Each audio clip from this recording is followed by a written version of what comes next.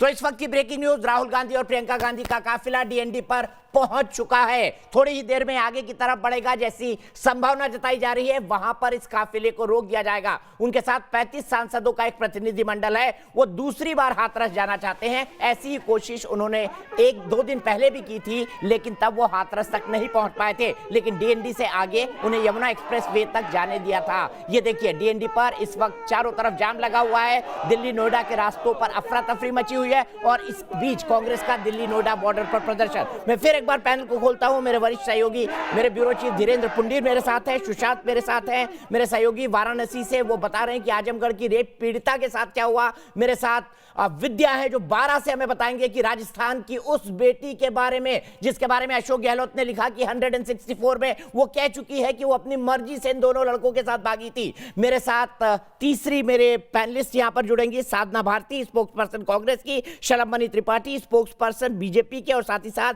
उत्तर प्रदेश के मुख्यमंत्री के एडवाइजर अनुराग भदौरिया जी समाजवादी पार्टी से, और प्रियंका राणा एक सोशल एक्टिविस्ट। लेकिन सबसे पहले सुशांत ने जो बात उठाई थी वो बात मैं सबसे पहले प्रियंका से जानना चाहूंगा। प्रियंका, हम सब बेटियों की बात कर रहे हैं, आज 12 वाली बेटी भी है, आज बलरामपुर वाली भी है, आज आजमगढ़ वाली भी है आज, लेकिन हाथरस पे ही राजनीति क्यों?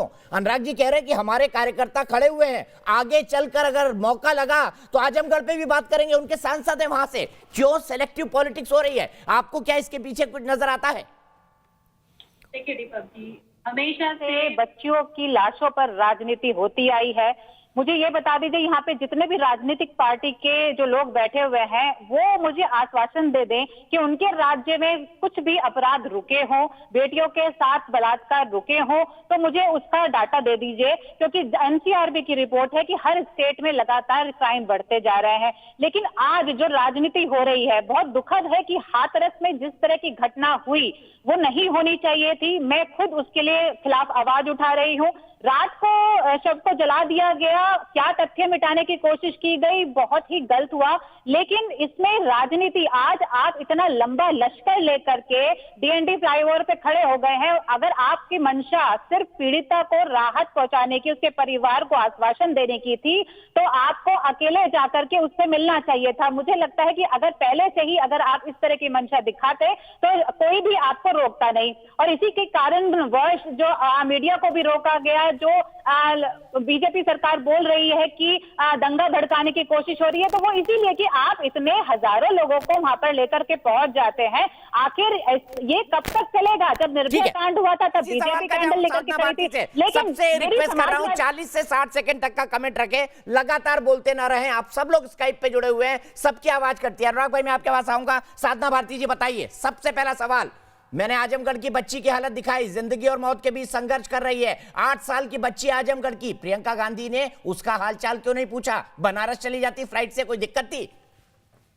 सिर्फ हाथरस ही क्यों?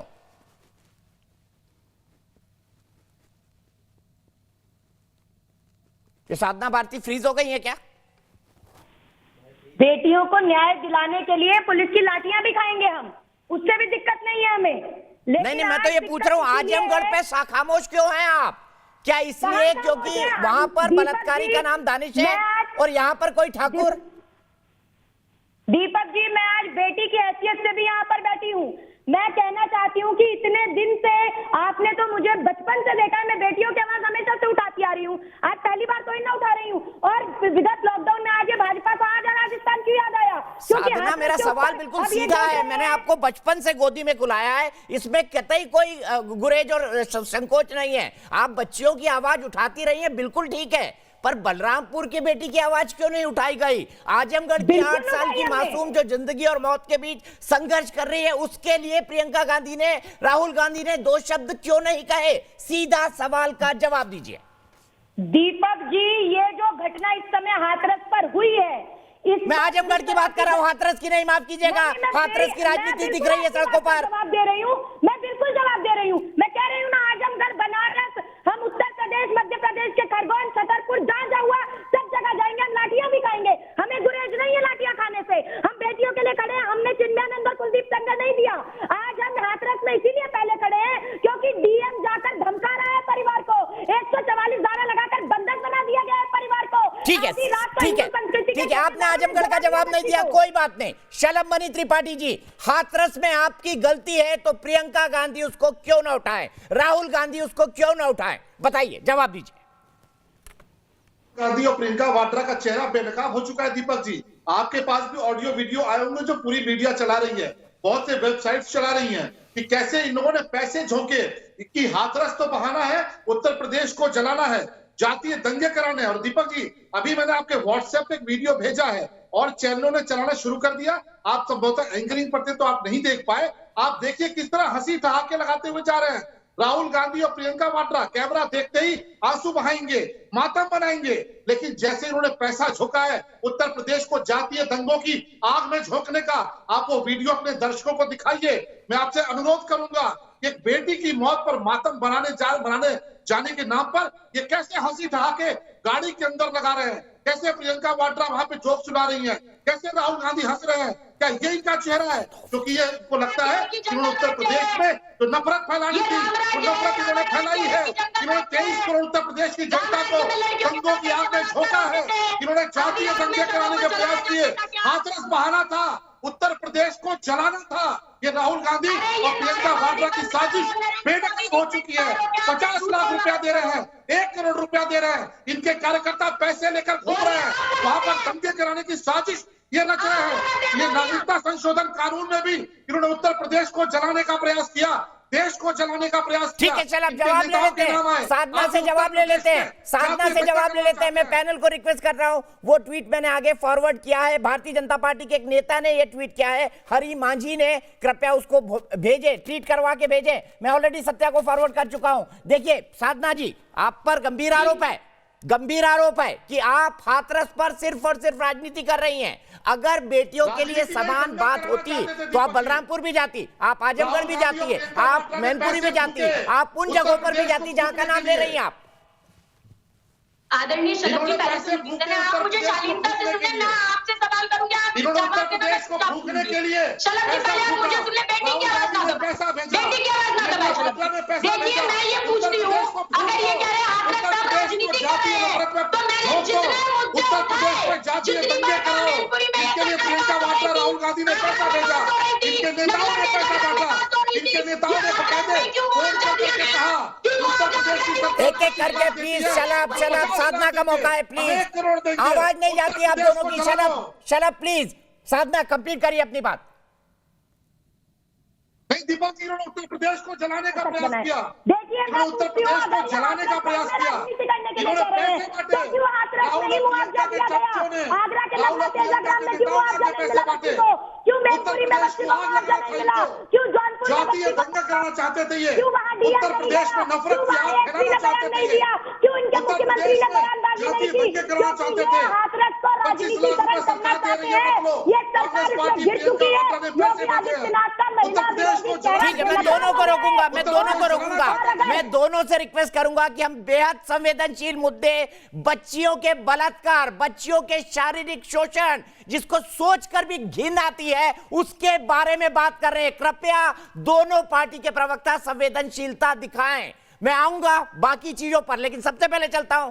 चलिए, हम आज सब बच्चियों की बात कर रहे हैं, बलरामपुर भी ले चलेंगे, हमने आजमगढ़ की बच्ची का भी हाथ दिखाया, हाथरस का भी दिखाया, पूरे देश का क्या पिक्चर है। मेरे सहयोगी धीरेन्द्र हमको बता रहे हैं कि हर राज्य के अंदर क्या हाल है, बच्चियों पर अपराध रुक नहीं रहा है, अटक से कटक और कश्मीर से कन्याकुमारी तक इसका क्या हाल है, इस पर भी बात करेंगे। लेकिन सबसे पहले चलते हैं 12, जिसको लेकर अशोक गहलोत ने ट्वीट किया था कि दोनों नाबालिग बच्चियां अपनी मर्जी से वहां गई थी। क्या विद्यानाथ हमारे साथ जुड़े हुए हैं? माफ कीजिएगा, बलरामपुर से विद्यानाथ है मेरे साथ। ठीक है, हम उत्तर प्रदेश की बात कर रहे हैं, 12 चलेंगे, उससे पहले चलते हैं बलरामपुर से विद्यानाथ झा मेरे साथ है। विद्या, मुझे बताइए क्या हुआ था बलरामपुर की इस बेटी के साथ, इस दलित बेटी के साथ, कितनी निर्ममता से इसे मार दिया गया और कौन थे वो लोग?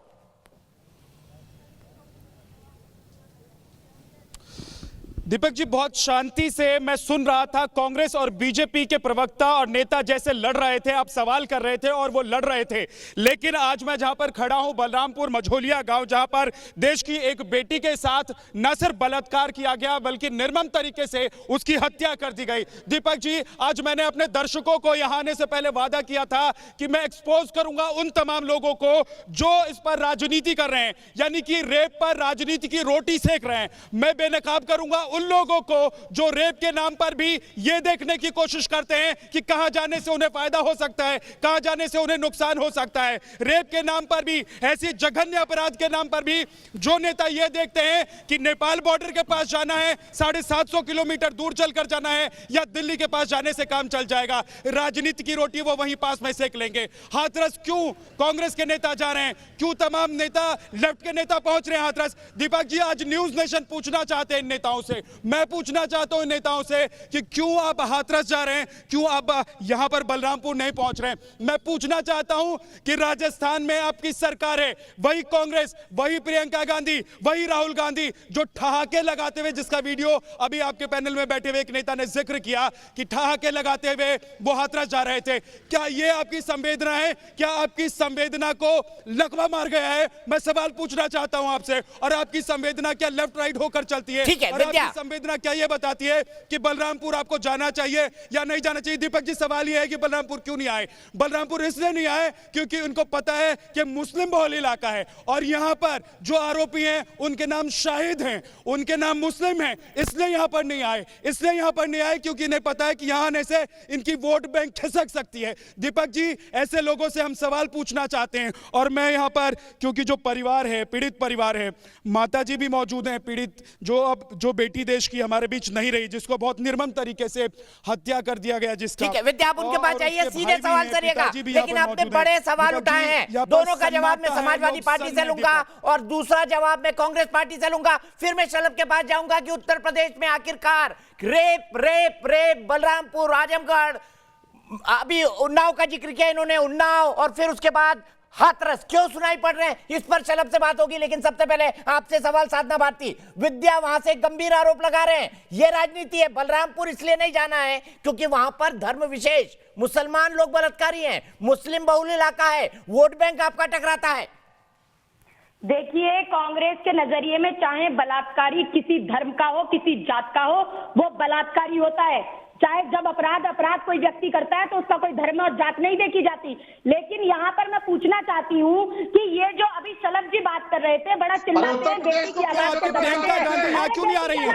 साधना जी, मैं सीधे सीधे सवाल पूछ रहा हूँ। दीपक जी, माफ कीजिए, मैं यहाँ खड़ा हूँ। ठीक है, चलो एक मिनट, विद्या सवाल पूछ रहे हैं, संजय सवाल पूछिए। साधना आपके लिए एक सवाल है, साधना आपके लिए एक सवाल है, विद्या सवाल पूछिए। पूछना चाहता हूँ आपसे, क्यों बाहर नहीं गए आपके नेता? क्योंकि वहाँ की सरकार है, क्यों बाहर नहीं गए? बताइए, 3 शहरों में लड़कियां घूमती रही। साधना जी, जवाब दीजिए, आपके पास जवाब नहीं है। लेफ्ट के नेता पहुंच जाते हैं, लेफ्ट के नेता पहुंच जाते हैं हाथरस, क्योंकि उनको पता है वहां जाकर उनकी राजनीति चल जाएगी, क्योंकि उनको पता है कि वहां जाकर वहां जाना आसान है, यहाँ बलरामपुर आना मुश्किल है इनके लिए। इनको पता है नेपाल बॉर्डर के पास का इलाका है। एक मिनट, शलभ प्लीज। और साधना, चिल्लाने से आपकी आवाज बिल्कुल डिस्टर्ब हो रही है। आप स्काइप पे जुड़ी हैं, आपकी एक लाइन की समझ नहीं आ रही है। साधना, थोड़ा टेक्नोलॉजी को समझिए। संख्या भड़काने वाले कभी सीए की बात करते हैं, कभी किसी की बात करते हैं। ये बताइए, आधी रात को सब क्यों जलाया गया? क्या देश के किसी और कोने में डीएम ने जाकर? ठीक है, वैलिड सवाल है साधना, इसका जवाब लेंगे। वैलिड सवाल है साधना, इसका जवाब लेंगे। लेकिन विद्या के सवाल का जवाब दीजिए, लेकिन विद्या के सवाल का जवाब दीजिए। विद्या, साधना से सवाल पूछिए। विद्या ग्राउंड जीरो बलरामपुर पर है। पाकिस्तान के तुम्हारे मौजूद रहने वाले लोग कौन थे? वही लोग थे जो आज हाथरस के नाम पर ट्वीट कर रहे हैं, लेकिन बलरामपुर के नाम पर ट्वीट नहीं कर रहे हैं। बताइए साधना, जवाब दीजिए। कर रहे हैं आप लोग जात की राजनीति, धर्म की राजनीति आप लोग कर रहे हैं। आपकी डिस्टॉर्ट होगी। साधना, टेक्नोलॉजी को थोड़ा समझिए। आप जितनी चिल्लाएंगी आपकी आवाज में उतना हम आएगा, आपकी आवाज उतनी टूट जाएगी। मेरा विद्या का सवाल सीधा है, बलरामपुर पर खामोशी क्यों? हाथरस जाना आसान है, बलरामपुर जाना मुश्किल। 750 किलोमीटर है, इसलिए नहीं गए। शलभ जी, मैं आपको सुनिएगा, चुपचाप सुनिए। अब मैं आपकी बात का जवाब भी दे देती हूँ दीपक जी। मैं पहले कह चुकी, जवाब दे चुकी। हमारे लिए अपराधी का कोई धर्म नहीं, कोई जात नहीं। इस तरह के आरोप लगाना आपत्तिजनक है। और मैं ये कहती हूँ, एक बेटी होने के नाते लेकिन कहती हूँ चूज करेंगे, कि महिलाओं के चूज खिलाफ करेंगे। अगर कहीं भी अत्याचार राजनीति होगा, एक्सपोज तो हो उसका चुकी है जवाब साधना जी। माना जाना चाहिए। ऐसी राजनीति को एक्सपोज करने के लिए खड़ा हूं मैं बलरामपुर में। 800 किलोमीटर का रास्ता तय करके आया हूं मैं बलरामपुर में, इसलिए खड़ा हूं क्योंकि आप लोग जो राजनीति कर रही है उसको एक्सपोज करना है। ये लेफ्ट से लेकर और वो तमाम सियासी दल जो रेप के नाम पर भी रोटी सेकने की कोशिश कर रहे हैं राजनीति के, उनको एक्सपोज करने के लिए पहुंचा हूं बलरामपुर। और साधना जी, डर नहीं लगता, विद्या जहां में मेरा डर नहीं लगता। बलरामपुर में खड़े कर बोल रहा हूं, फ्री फॉर ऑल हो गया, फ्री फॉर ऑल हो गया, फ्री फॉर ऑल हो गया। विद्या खामोश हो जाइए, खामोश हो जाइए। साधना अपने मन में जो आ रहा है वो बोल रही है, सवाल का जवाब नहीं दे रही है, इसलिए मैं अनुराग जी के पास जा रहा हूं। अनुराग जी, आजमगढ़ पे आप सेलेक्टिव, बलरामपुर पे आपने डंडे नहीं खाए, हाथरस पे खा लिए। ये सेलेक्टिव डंडा खाना पॉलिटिक्स क्या है अनुराग भाई? देखिए, शायद वो जो विद्या आपके पत्रकार हैं वो कहते हैं मुझे डर नहीं लगता, मुझे लगता है उनसे ज़्यादा डरपोक कोई है ही नहीं। उनकी हिम्मत नहीं हो रही है कि ये भारतीय जनता पार्टी की सरकार है योगी जी से सवाल पूछने की। चिल्ला रहे, हिम्मत है तो योगी जी सवाल पूछ के दिखाएं, योगी जी से। योगी जी, बलरामपुर आपके अंडर में आता है, उत्तर प्रदेश में है बलरामपुर, आप मुख्यमंत्री हैं, भगवा पहन के घूमते, पूछिए ना। विद्यानाथ की तरफ से मैं सवाल पूछता हूं। शलभमणि त्रिपाठी जी, शलभमणि त्रिपाठी जी, शलभमणि त्रिपाठी जी, एक के बाद एक हर जिले में रेप, एक के बाद एक हर जिले में रेप। जीरो टॉलरेंस, कहां गई जीरो टॉलरेंस की नीति? अपराध के खिलाफ जीरो टॉलरेंस की नीति कहां गई? शलभमणि त्रिपाठी, इसका जवाब लूंगा इस ब्रेक के बाद।